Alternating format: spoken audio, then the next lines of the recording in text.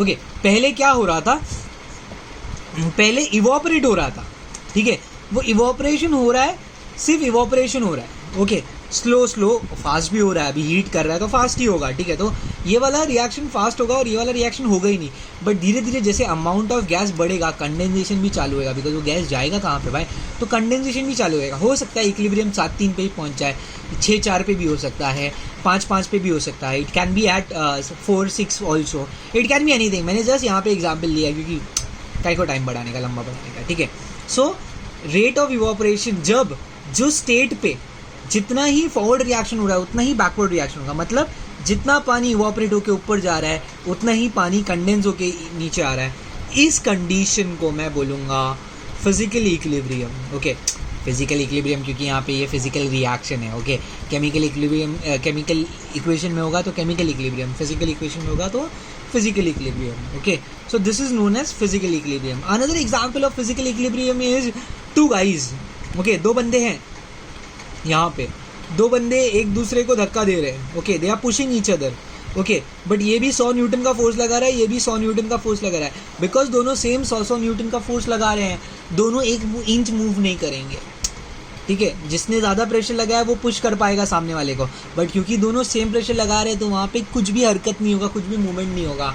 तो ये हो गया फिजिकल इक्विलिब्रियम, जहाँ पे forward and backward reaction same है, फॉरवर्ड रिएक्शन का स्पीड, बैकवर्ड रिएक्शन का स्पीड सेम है, फोर्स सेम है, ओके। तो ये हो गया इक्विलिब्रियम, यहाँ पे अपना फिजिकल इक्विलिब्रियम हुआ। तो ये जो कंडीशन है, ये स्टेट को हम लोग बोलेंगे equilibrium. So what is equilibrium condition, what is more required equilibrium पे? Rate of evaporation is rate of condensation for this reaction, but बाकी रिएक्शन के लिए या नॉर्मलाइज, अगर मैं जनरलाइज बोलूँ तो मैं बोल सकता हूँ rate of forward reaction, this is more important, rate of forward reaction is equal to rate of backward reaction. मैं ज़्यादा बकवास नहीं करूँगा, very simple to understand this thing, okay. इसमें कोई बड़ा तोप नहीं है, there is no big rocket science in understanding this thing. जैसे ही रेट ऑफ फॉरवर्ड रिएक्शन, मतलब जितना स्पीड से फॉरवर्ड रिएक्शन हो रहा है उतना स्पीड से बैकअप रिएक्शन हो रहा है, ठीक है, उसको हम लोग बोलेंगे ये, ओके। इट्स लाइक जिस ये से ड्रम है, ओके, तो ड्रम में इतना बड़ा होल है इधर और उतना ही बड़ा होल इधर है, ठीक है। सो इतना तक पानी भरा था पहले, इतना तक पानी भरा था, ठीक है, तो जितना तू पानी इधर से डाल रहा है उतना ही पानी बाहर निकलेगा, बिकॉज ये दोनों का एरिया सेम है, okay. So that would be physical reaction, मतलब जितना इनटेक उतना ही आउटटेक। तो वही हो रहा है, जितना रिएक्टेंट प्रोडक्ट बन रहा है उतना ही प्रोडक्ट वापस रिएक्टेंट में बन रहा है, तो उसको हम लोग बोलेंगे equilibrium, okay.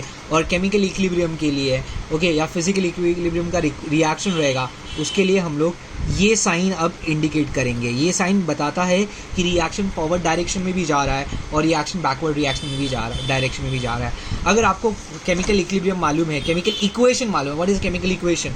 So best example of chemical reaction is AA + BB, okay, gives you CC + DD, okay.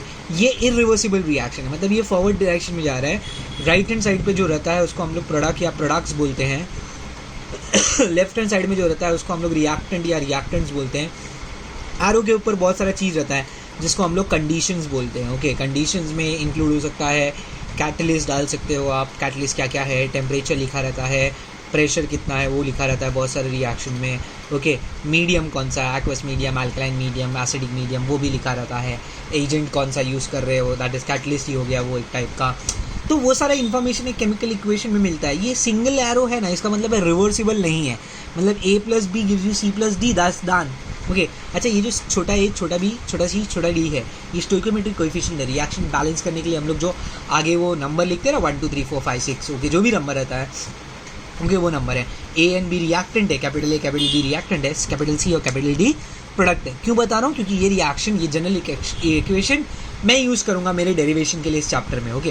तो आपको मालूम होना चाहिए A और B है नंबर है, C और D भी नंबर है छोटा वाला, और ये जो A और B है, capital A capital B capital C capital D are reactant, A and B are reactant, C and D are product respectively, okay. तो वो मेरे पास हो जाएगा। तो अब केमिकल इक्विलिब्रियम में मैं ये सिंगल एरो नहीं दिखाऊंगा, मैं डबल एरो दिखाऊंगा। तो डबल एरो का मतलब होता है रिएक्टेंट प्रोडक्ट में भी कन्वर्ट हो रहा है, प्रोडक्ट रिएक्टेंट में भी कन्वर्ट हो रहा है। यहाँ पे क्या होगा, ओके, ध्यान से देखो, इरिवर्सिबल रिएक्शन में क्या होगा, आंखें हैं तो देखो। अब हम लोग केमिकल इक्वेशन इक्विलिब्रियम पे आते हैं, फिजिकल इक्विलिब्रियम का उतना ही है, ज़्यादा बकवास नहीं करने का, ठीक है। केमिकल इक्विलिब्रियम पे आते हैं। तो अब नॉर्मल इरिवर्सिबल रिएक्शन में क्या होता है, during an irreversible reaction starting में मेरे पास सिर्फ रिएक्टेंट रहता है. चाय बनाना है तो स्टार्टिंग में बस चाय नहीं रहेगा, चाय से चाय नहीं बनता है. ठीक है, तुम लोग उस्ताद रहोगे, बनाते रहोगे, मैं नहीं बनाता. ठीक है, that is not a general process. Okay, so अगर मेरे को कुछ चीज़ बनाना है, प्रोडक्ट बनाना है, तो स्टार्टिंग में मेरे पास रिएक्टेंट रहेगा, 100% सिर्फ रिएक्टेंट रहेगा, प्रोडक्ट नहीं रहेगा. हाँ, जैसे जैसे रिएक्शन बढ़ता है, जैसे जैसे टाइम बढ़ता है, ओके, क्या होगा कि रिएक्टेंट धीरे धीरे धीरे धीरे प्रोडक्ट में कन्वर्ट होते जाएगा. मतलब as time passes amount of reactant, concentration of reactant decreases. Starting में रिएक्टेंट है, एंड में रिएक्टेंट ही नहीं रहता है, प्रोडक्ट मिलता है सिर्फ. तो स्टार्टिंग से लेके एंड तक रिएक्टेंट तो कम हो रहा है ना, और प्रोडक्ट बढ़ रहा है. ठीक है, तो अगर मैं ग्राफ प्लॉट करूं, ओके, अच्छा एक और चीज़ बताता हूँ. इस चैप्टर में कॉन्सेंट्रेशन को, कॉन्सेंट्रेशन मतलब molality molarity molarity molality molarity normality, वो सब किया था हम लोग ने, उसको कॉन्सेंट्रेशन बोलते हैं. मोस्टली हम लोग कॉन्सेंट्रेशन की बात करते हैं तो we express in the terms of molarity. Okay, that is number of moles upon volume, that is mole per litre. Okay, mole litre inverse मैं यूज़ करूँगा. इस चैप्टर में कॉन्सेंट्रेशन को स्क्वायर ब्रैकेट से डिनोट करेंगे. मतलब अगर मैंने लिखा है स्क्वायर ब्रैकेट और उसके अंदर लिखा है ए, इसको रीड करोगे आप concentration of A, concentration B लिखा है concentration of B, concentration of वो स्क्वायर ब्रैकेट के अंदर HCl लिखा है तो उसका मतलब कॉन्सेंट्रेशन ऑफ HCl. ओके, तो इस चैप्टर के लिए साइन कन्वेंशन है वो. ठीक है, सो दैट इज देयर. तो अगर मैं कॉन्सेंट्रेशन ऑफ रिएक्टेंट लेता हूँ, स्क्वायर ब्रैकेट लिखता हूँ, concentration of reactant versus time. Okay, तो धीरे धीरे क्या होएगा, रिएक्टेंट से वो धीरे धीरे बोलते ना 100% रहेगा और एक ऐसा टाइम आएगा कि वो 0% होगा. So that means concentration of reactant decreases with the increase in time. Whereas अगर मैं प्रोडक्ट का सेम ग्राफ बनाऊँ, ओके, ये सेम ग्राफ मुझे एक चैप्टर 12th स्टैंडर्ड में चैप्टर है केमिकल एनालिसिस, उसमें चाहिए रहेगा, वापस नहीं रिपीट करेगा. ठीक है, बोलिए मार खाओगे. Okay, so let us see this thing. Product का क्या होएगा, इनिशियली प्रोडक्ट का कॉन्सेंट्रेशन 0 रहता है, बट धीरे धीरे वो बढ़ता जाएगा और एक टाइम आएगा वो कांस्टेंट हो जाएगा. अब 100 से ऊपर तो जाएगा नहीं ना, 110% तो मिलने वाला नहीं है, तो धीरे धीरे वो बढ़ेगा और कांस्टेंट हो जाएगा. सो ये अगर आप रिएक्टेंट और प्रोडक्ट को कंपेयर करें, if you compare the concentration of reactant product, what you see, आप देखोगे कि धीरे धीरे जैसे टाइम बढ़ता है कॉन्सेंट्रेशन ऑफ रिएक्टेंट कम होते जाएगा और कॉन्सेंट्रेशन ऑफ प्रोडक्ट बढ़ते जाएगा. रिएक्शन के एंड में तुमको सिर्फ प्रोडक्ट मिलेगा. रिएक्टेंट के स्टार्टिंग में तुम्हारे पास सिर्फ रिएक्शन के स्टार्टिंग में तुम्हारे पास सिर्फ रिएक्टेंट है. ओके, ये बात क्लियर रख लो तुम लोग. ठीक है, तो ये हो गया इरिवर्सिबल रिएक्शन के लिए. रिएक्शन जो रिवर्सिबल नहीं होता है, रिएक्शन जब इक्विलिब्रियम पे नहीं था तो ये चीज़ फॉलो करेगा. अब मैं लेता हूँ रिवर्सिबल रिएक्शन, मतलब एक ऐसा रिएक्शन जो इक्विलिब्रियम में है.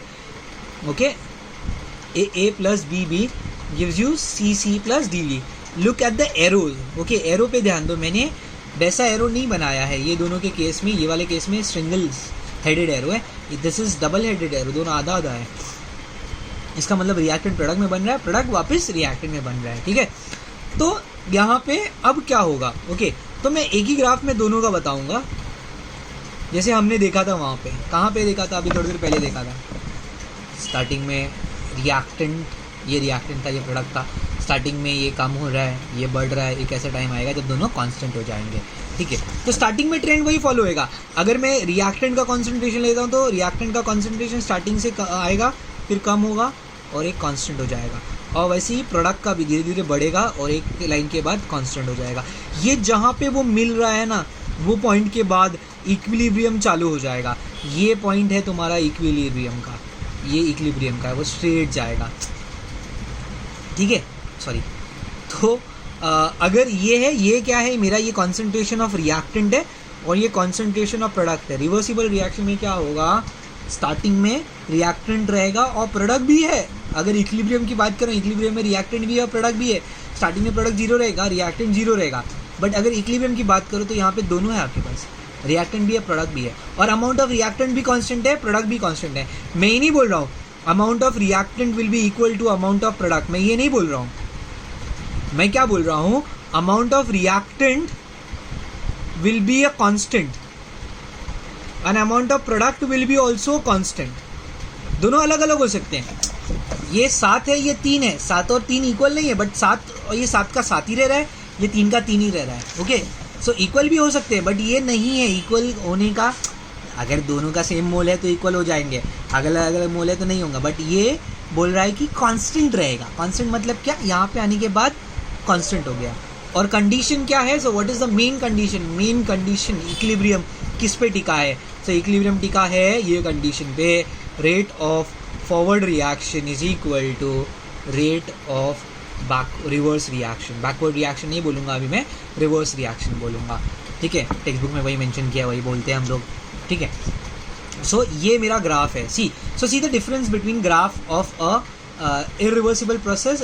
ये इरिवर्सिबल प्रोसेस में रिएक्टेंट प्रोडक्ट स्टार्टिंग में 100, एंड में 0, स्टार्टिंग में 0, एंड में 100, बट यहाँ पे ऐसा नहीं हो रहा है। तो ये हो गया मेरा chemical equilibrium. What happens in a chemical equilibrium? So in a chemical equilibrium initially जब तक इक्विलिब्रियम अटेंड नहीं होगा, रिएक्टेंट का कॉन्सेंट्रेशन कम होते जाएगा, प्रोडक्ट का कॉन्सेंट्रेशन बढ़ते जाएगा। As soon as the equilibrium is obtained, the concentration of reactant and the product becomes constant. Okay, is this clear? Okay, चलो, तो ये क्लियर हो जाएगा।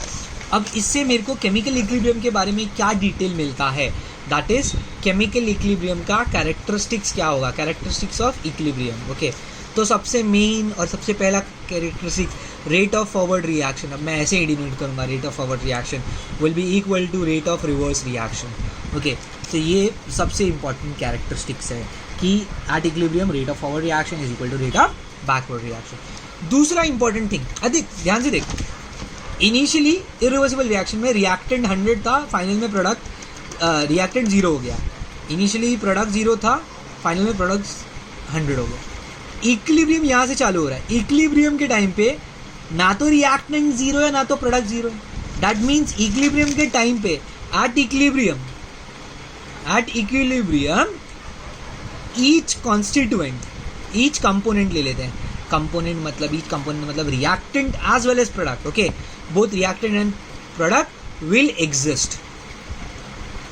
ओके, जैसे फॉर एग्जाम्पल अगर मैं बोलता हूँ nitrogen plus hydrogen gives me ammonia, ये चैप्टर में यही इक्वेशन में बार बार यूज़ करूँगा, मेरा फेवरेट इक्वेशन है और मेरा ही फेवरेट इक्वेशन है, टेक्स्ट बुक में भी ये बार बार यूज़ किया है। ओके, ये है Haber's process for the manufacture of ammonia, बहुत इंपॉर्टेंट है, इसके कंडीशंस भी 12th के लिए भी, तो हम लोग ये यूज़ करेंगे बार बार। बाकी कुछ नहीं, बैलेंस करना है, इधर 2 लिख देने का और इधर 3 आ जाएगा। अब अगर मैं बोल रहा हूँ ये रिवर्सिबल रिएक्शन है, तो मतलब क्या, मैंने एक कंटेनर लिया, उसमें ऐसा अमोनिया डाल दिया, हाइड्रोजन डाल दिया, अरे सॉरी नाइट्रोजन डाल दिया, हाइड्रोजन डाल दिया। अगर ये इरिवर्सिबल रिएक्शन होता तो मैंने रिएक्शन होने के बाद कंटेनर खोला तो मेरे को क्या मिलेगा, बाहर सिर्फ अमोनिया मिलेगा। बट ये रिवर्सिबल रिएक्शन है, मतलब ये इक्विलिब्रियम में गया तो उसके बाद मैंने अगर कंटेनर खोला तो मुझे नाइट्रोजन, हाइड्रोजन और अमोनिया तीनों मिलेगा। और रेशो भी फिक्स है, 1:3:2 का रेशो मिलने वाला है मेरे को। अगर ये 1 लीटर है तो ये 3 लीटर होगा और ये 2 लीटर होगा, ये फिक्स है। ओके, मतलब एट एनी गिवन टाइम कोई भी दिए हुए टाइम पे, ओके, इक्विलिब्रियम जब है, हाँ, जब तक इक्विलिब्रियम है, स्टार्टिंग में नहीं है तो बोलेगा सर अभी रिएक्शन चालू हुआ, तो अभी तो स्टार्टिंग में तो प्रोडक्ट की रिएक्टेंट ही रहेगा। इक्विलिब्रियम जैसे अटेंड हुआ ना, उस टाइम से every component will be present, चाहे वो रिएक्टेंट हो या प्रोडक्ट हो, each component will be present. भले वो 0.01 मोल हो, भले वो 0.1 मोल हो, बट वो प्रेजेंट होगा, ठीक है। That is second characteristics of equilibrium, second and important characteristics of equilibrium. The third characteristics of equilibrium is the concentration of each component. हमने थोड़ा ये पहले बोल दिया है, ठीक है। The concentration of each component at equilibrium is constant. Okay, note, very important note, यहाँ पे मैं लिख नहीं रहा हूँ, कंटाला था थोड़ा बहुत, बट तुमको याद रखने का है that the concentration are not equal. मैंने ये नहीं बोला कि सबका कॉन्सेंट्रेशन इक्वल होगा, ठीक है। मैं क्या बोल रहा है, सबका कॉन्सेंट्रेशन कांस्टेंट रहेगा। मतलब अगर ये 1 मोल है, ये 3 मोल है, 2 मोल है, तो ये 1 मोल ही रहने वाला है, 2 मोल ही रहने वाला है, 3 मोल ही रहने वाला है। अगर ये 4 मोल है, ये 12 मोल है और ये 8 मोल है, तो उतना ही रहने वाला है, चेंज नहीं होएगा, ठीक है। So that is they will remain constant. Okay, that concentration, this concentration is known as equilibrium concentration. This concentration is known as equilibrium concentration, ठीक है। तो इस concentration को हम लोग क्या बोलेंगे, equilibrium concentration बोलेंगे, बहुत इंपॉर्टेंट है, ठीक है। So concentration of each component at equilibrium is constant, okay, that means जो भी वैल्यू रहेगा, ओके, उसको वो कांस्टेंट ही रहेगा, चेंज नहीं होने वाला है। और दूसरा इंपॉर्टेंट चीज़ है, हाँ, जब तक आप छेड़खानी नहीं करते, जब तक आप कीड़े नहीं करते, जब तक आप एक्सटर्नली उसको डिस्टर्ब नहीं करते, तब तक वो चेंज नहीं होगा। वो 7 दिन, जो 7-3 था, वो 7 दिन का 7 दिन ही रहने वाला है, वो बढ़ेगा नहीं, कम भी नहीं होगा, okay. So that is concentration of component, और उस कॉन्सेंट्रेशन को हम लोग क्या बोलेंगे, इक्विलिब्रियम कॉन्सेंट्रेशन बोलेंगे। मतलब ये 7-3 है, that is equilibrium concentration, and 3 is the equilibrium concentration of gaseous, 7 is the equilibrium concentration of this thing, okay. तो वो हो जाएगा, वहाँ पे वॉल्यूम लिया था, वही हो गया कॉन्सेंट्रेशन वॉल्यूम, ठीक है। ये हो गया कंपोनेंट, हो गया। चौथा इंपॉर्टेंट थिंग, मैंने बोला कीड़े नहीं करने का। अब देख, अब मैंने गैस बंद कर दिया, तो गैस बंद कर दिया तो इवोपरेशन स्लो हो गया ना भाई। गैस बंद कर दिया, ग्लास स्लो कर दिया, अभी गैस स्लो किया तो इवोपरेशन का रेट स्लो हो गया, कंडेंसेशन थोड़ा सा फास्ट होगा, फिर बाद में वो लोग टाइम लेंगे, फिर वो जो इक्विलिब्रियम जो 7-3 पे था, अभी वो चेंज हो जाएगा, वो 8-2 पे हो सकता है, वो 6-4 हो सकता है, वो 5-5 हो सकता है, चेंज हो जाएगा। या तो ढक्कन खोल दिया, कुछ इवोपरेट हो गया, तो या वॉल्यूम चेंज किया तूने, तो अगर तुमने एक्सटर्नली कुछ चेंज किया, if you change certain things externally, तब जाके इक्विलिब्रियम चेंज होगा। मतलब क्या क्या चेंज करने पे, so the changes in temperature, अगर मैंने टेम्परेचर चेंज किया, comma, concentration, okay, concentration change किया, volume, comma, pressure, okay, gas रहेगा तो प्रेशर इंपॉर्टेंट है, गैसियस रिएक्टेंट, मतलब प्रेशर सिर्फ गैसियस, अगर सारे गैसियस रिएक्टेंट या प्रोडक्ट है तब, okay, and temperature, concentration, volume and pressure, okay, ये 4 चीज चेंज करने पे will shift the equilibrium, will disturb the equilibrium, okay, equilibrium बदलेगा, ओके, इक्विलिब्रियम चेंज होगा, जो 7-3 पे था पहले, अब वो चेंज हो जाएगा, ओके। तो changes in temperature, concentration, volume and pressure, ये 4 चीज़ आपने चेंज किया तो इक्विलिब्रियम चेंज हो जाएगा, ओके। कॉन्सेंट्रेशन का मतलब होता है amount, okay, amount, okay, volume तो पता ही आपको, प्रेशर भी पता है, टेम्परेचर भी पता ही है, ओके। एक और चीज़ है, that is known as catalyst, okay ना। कैटलिस्ट के डालने से, okay, so catalyst won't effect the equilibrium. अब बोलोगे सर ऐसा कैसा, तो तुमको मालूम है कैटलिस्ट क्या काम करता है, catalyst increases the rate of the reaction, catalyst rate of the reaction कराता है, तो बट ये क्या करता है, catalyst increases rate of forward and reverse, मतलब वो फॉरवर्ड रिएक्शन और रिवर्स रिएक्शन को, catalyst increases rate of forward reaction, reverse reaction at equal और I can say in equal amount. मतलब जितना वो फॉरवर्ड रिएक्शन को बढ़ाता है, सपोज फॉरवर्ड रिएक्शन को 5 टाइम्स इंक्रीज किया, तो रिवर्स रिएक्शन को भी 5 टाइम इंक्रीज करता है, जिसके वजह से इक्विलिब्रियम डिस्टर्ब नहीं होता है। रेट उतना ही है, पहले रेट था 2 और इसका रेट था, फॉरवर्ड रिएक्शन का सपोज रेट था 2, अभी भी 2 हो गया, अब उसने 5 टाइम इंक्रीज किया तो 2 × 5, इस 2 × 5 भी कट करके वही होने वाला है ना भाई, रेशियो तो उतना ही होने वाला है। सो दैट मीन्स इस केस में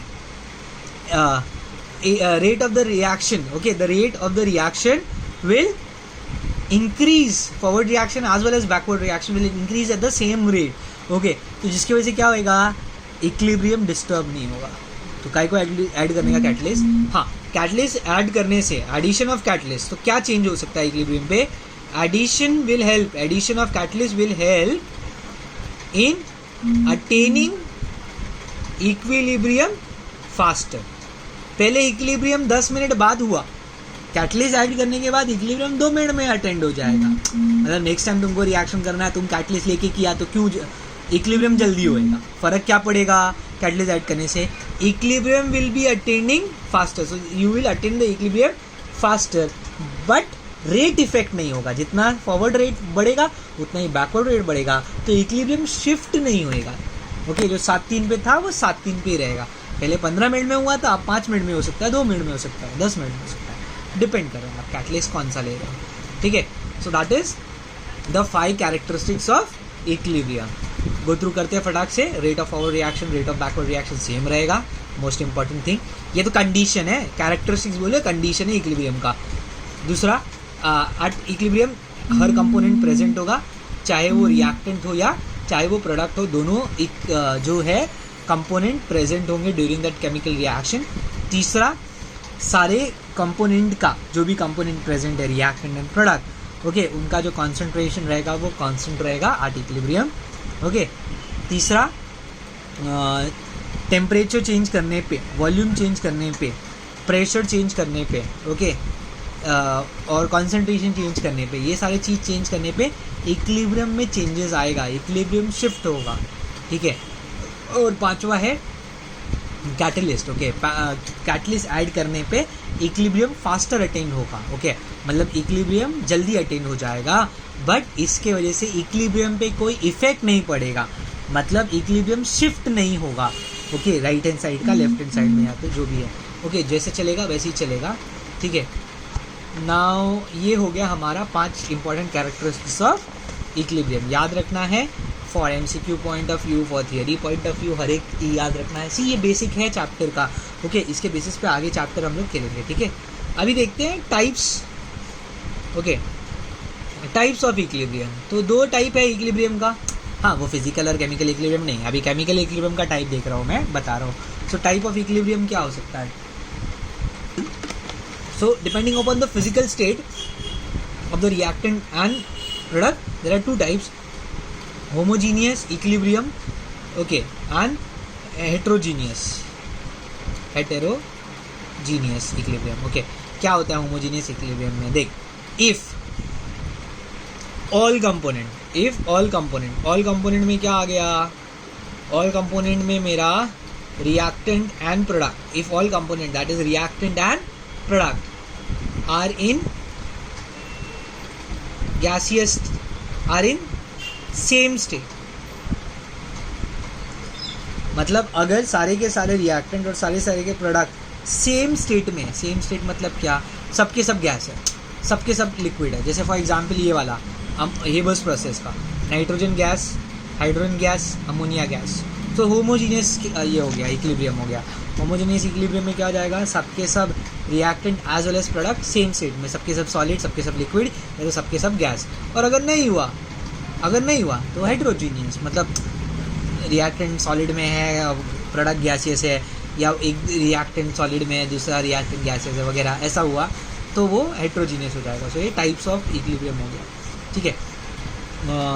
सो with this we end the introduction of the chapter that chemical equilibrium क्या होता है, केमिकल इक्विलिब्रियम क्या होता है, उसका कैरेक्टरिस्टिक्स क्या होता है, and during the chemical equilibrium क्या क्या होता है, टाइप्स क्या होता है, ठीक है। अब थोड़ा डेरिवेशन पॉइंट ऑफ व्यू आते हैं, थोड़ा सा डेरिवेशन करेंगे। ओके, बिफोर ये डेरिवेशन तुमको क्वेश्चन क्या क्या आ सकता है, ये पार्ट से अब तक क्वेश्चन क्या क्या आ सकता है। सो तुमको ये पूछ सकता है, डेफिनेशन पूछ सकता है फिजिकल इक्विलिब्रियम का, केमिकल इक्विलिब्रियम का डेफिनेशन है अपने टेक्स्ट बुक में अच्छे वर्ड्स में दिया हुआ है, please learn from that.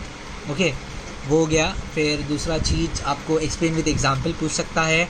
Okay, you have to identify, reaction दिया रहेगा, बच्चों वाला क्वेश्चन दिया रहेगा, रिएक्शन दिया रहेगा, बोलेगा आइडेंटिफाई कर केमिकल इक्विलिब्रियम है कि फिजिकल इक्विलिब्रियम है, तो फिजिकल रिएक्शन तो फिजिकल इक्विलिब्रियम, केमिकल रिएक्शन है तो केमिकल इक्विलिब्रियम, ठीक है। फिर उसके बाद they can ask you characteristics of chemical equilibrium as a separate question. Okay, फिर वो भी पूछ सकते हैं कैटलिस्ट ऐड करने पे क्या होता है रिएक्शन के साथ, इक्विलिब्रियम के साथ, वो पूछ सकते हैं। टाइप ऑफ इक्विलिब्रियम पे क्वेश्चन पूछ सकते हैं। सो बेसिकली अब तक का इतना ही क्वेश्चन रहेगा, न्यूमेरिकल नहीं है, ठीक है। ये सारे क्वेश्चंस रहेंगे, थियरी क्वेश्चंस रहेगा इतना तक। With this we end the first part. Next part जो है हम वो नेक्स्ट लेक्चर में करेंगे।